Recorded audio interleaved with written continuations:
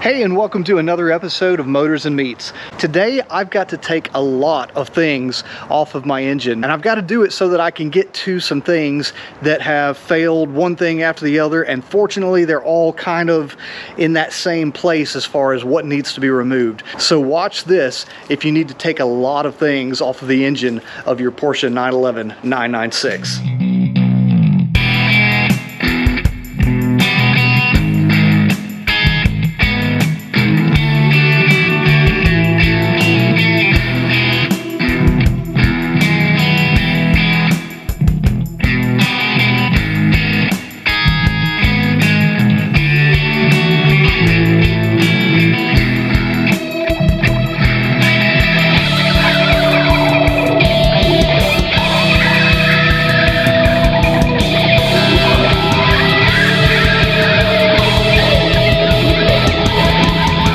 Saw the short that I posted on YouTube recently about my alternator that I've taken it off like 6 times, and all of that removing and putting it back on over and over again has stressed that part that the water flows through into the engine block that also is the attachment point for the alternator, and that part had snapped off while I was driving home. Fortunately, I was less than a mile away, and it caused the alternator to kick up at an angle. Whenever that happened, of course, it broke that one part that needed to be replaced, but it also caused the pulley on the alternator to dig into the underside of the oil filler tube. Actually, I think it was one of the idler pulleys. Either way, it dug a hole in it. I duct taped it and topped it off, and we went for a track day. One of the other things that needs to be replaced is related to how the car starts.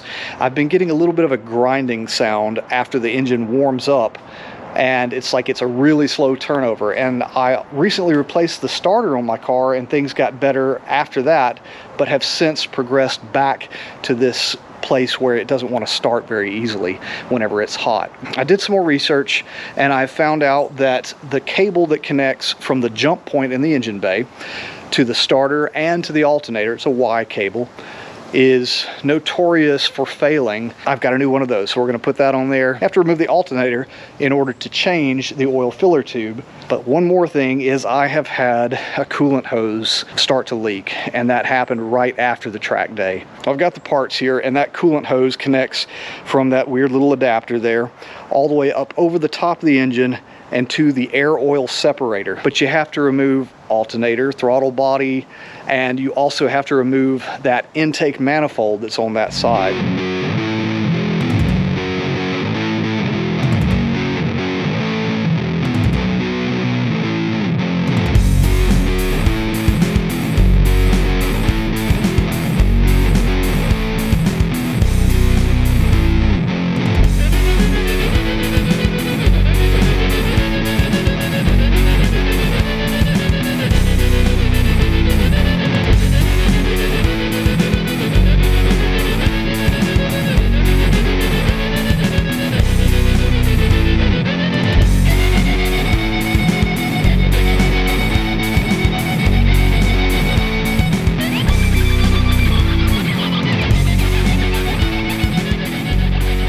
So that's all of the basic things to have to get out of the way. We got our air box, we got the this is the funnel or whatever that's called, the nozzle from the air box. We have our throttle body, we have the throttle body bolts, we have our first plenum, as well as the rubber ring thing that connects the plenum to the intake. All right, day 2, and hopefully the last day of this. But so far, you know, we've got all of that stuff out that we just talked about, and now I'm going to get out the rest of the things. It started raining again, and it's supposed to be terrible thunderstorms today, so I have a deal to make with you. As soon as we make 10,000 subscribers, I will build a shop worthy of working on this in an enclosed space with a lift and everything. That's a long way off because I'm not even at 500 yet, but you get the idea. Help, subscribe, send, share, like, all that stuff.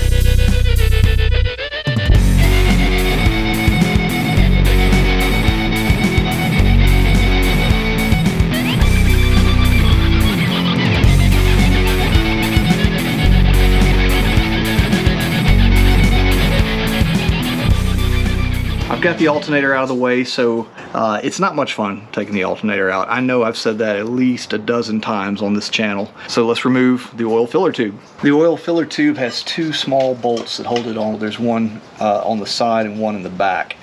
And without removing the throttle body and the plenum, it gets really hard to reach this one back here. It can be done, I've done it, but it's going to be a lot easier with that throttle body and the plenum removed, so we can go straight down to it.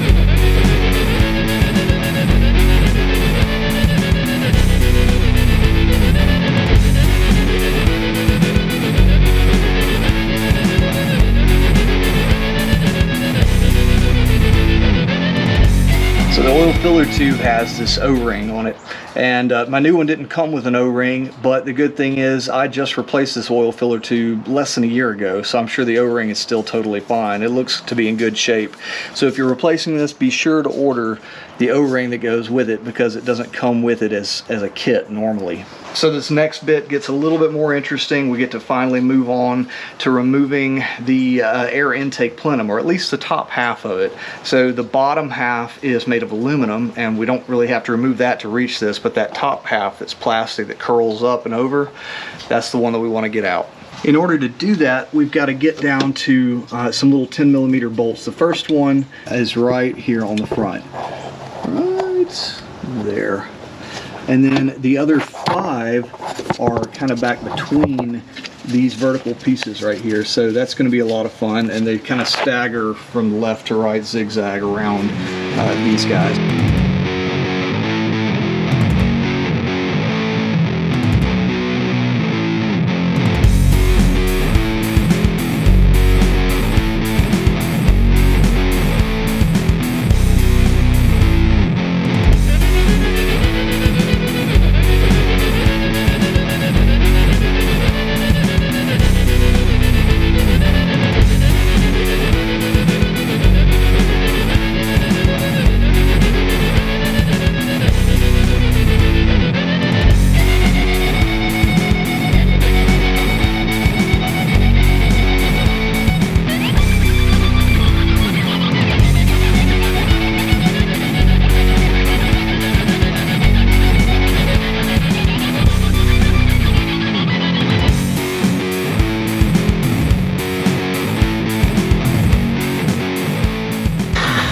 Okay, so that's half of the bolts that I have to get out for the manifold. The other 3, I don't think there's going to be any way I can get a camera back in there to show you. So after I get them out, I'll show you where they lie. I wanted to show you one of the more interesting combinations of extensions and things to get one of these out here. So we see we have the ratchet, we have an extension, and on the end of that extension is a flexible extension. It looks like one of these right here.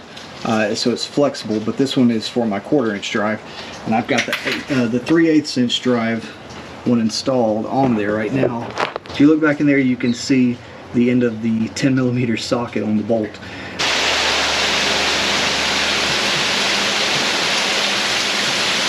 So I think the key to doing this is dexterity, patience,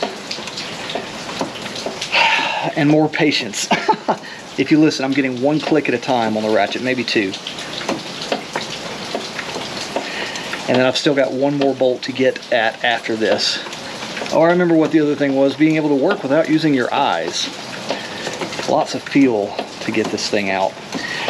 Now, to get that last one out, there's a good chance I'm going to have to do the lowering of the engine by the engine mounts trick. And basically you go underneath, there's 2 really large nuts that hold the engine mounts to the engine carrier, I guess. And you'll have to loosen those up. You've got about that much extra thread, so you can loosen them down that far, and allows the engine to sit down that much farther. And sometimes that little bit of extra wiggle room makes all the difference in the world. I'm looking at the rear plenum back here. If you can see that from where you are, but right here with my fingers, that's where those 2 hose clamps loosen up. And right now, those 2 points where you can loosen up or tighten the hose clamps is kind of angled up. And there's no way that I could get a wrench or a screwdriver onto that. So I think lowering the engine is going to be essential just to get those hose clamps off. And then whenever I put it back together again, I'll be a little bit more careful to make sure that I have those pointed straight towards me. All right, quick update. I had to do a couple more things. So I went ahead and removed the new air check valve that I installed just recently to resolve my vacuum issue. And that gave me a little bit more access to that back nut. And I don't know if you can see from here or not, but I do actually have a very small 10mm wrench on there, an end wrench with the boxed in on it.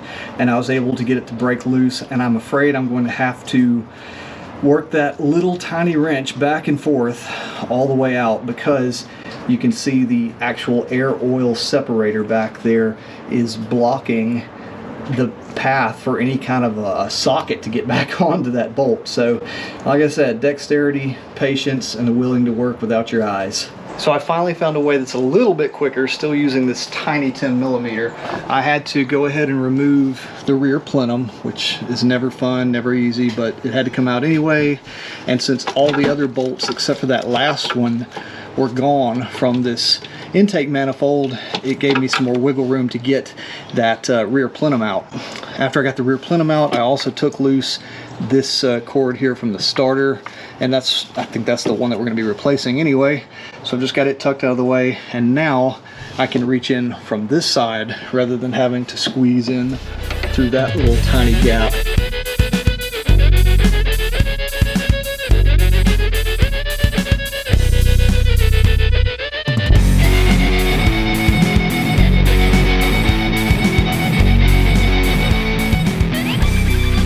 I just took out the last bolt.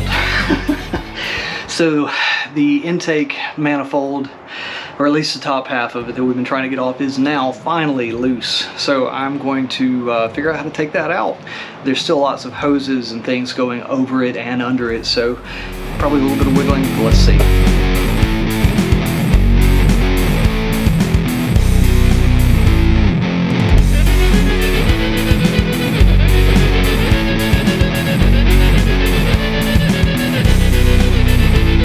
Look how much you can see inside here.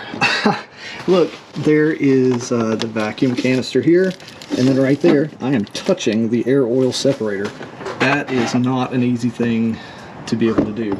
So the hose that's actually leaking, I'm pretty sure, is this one over here that runs back to this T-joint here, and then into the expansion tank. But I'll have to get back in there a little bit closer to see.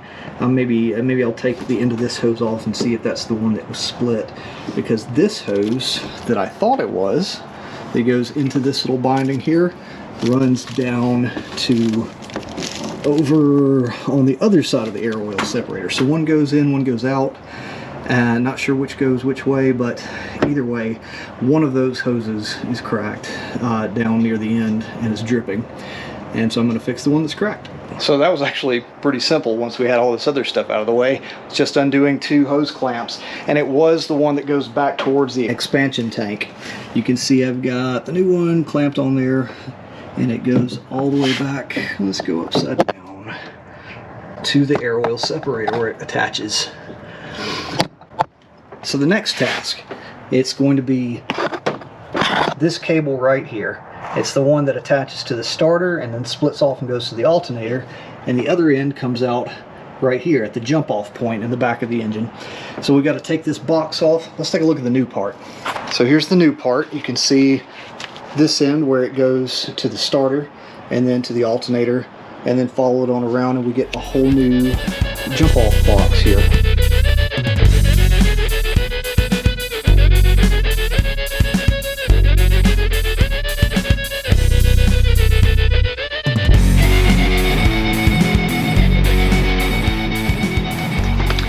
Found some sort of clip that is attached to the cable that we're trying to get rid of, and there, I think you can see it. Make sure that's it. Yeah, that's it. And attached to that is the vacuum line that that goes into this ring right here. So I've got to be careful not to break the vacuum line. So I figured out that that cable has to be backed out through here and fed back in through here for the new one. There's no way to pull the old one out this way because the space it has to go through almost doesn't even exist.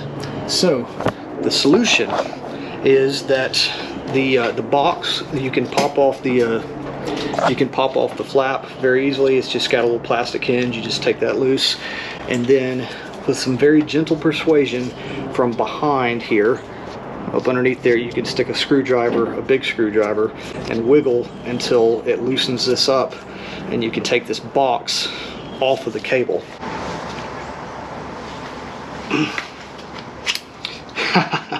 Okay, so lots of wiggling later, finally got it out, and I've only slightly marred up the bottom part right there, but no one will ever see that, and it won't cause any harm of the way it operates.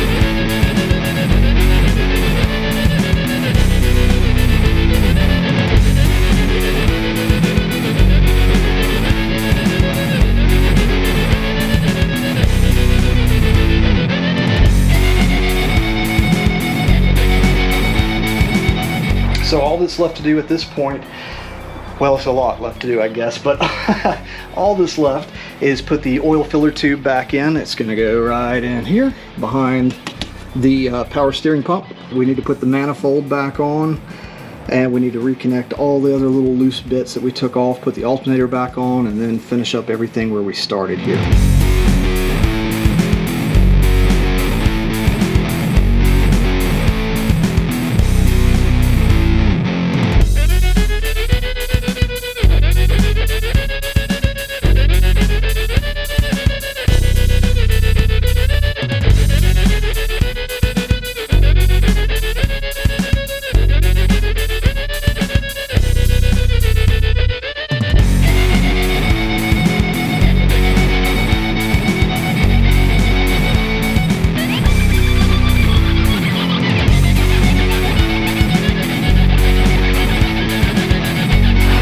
You know what I hate worse than putting the plenum back in? Putting the rear plenum back in. But I've got it. It's in there, and it is the worst pain in the butt ever trying to put that back in there. I think I spent an hour and a half just trying to put that one piece back in there because those squishy rubber clamps on each side of it, they just don't want to line up. They don't want to comply. And then you finally get it and you're exhausted. But everything that's left is normal stuff that you've seen me do before. So I'll put a link to a video at the end of this that will show you how to finish up putting everything else back in. That's your alternator and your throttle body and everything else. Thanks so much for watching. Hope this is helpful to somebody, and we'll catch you on the next one.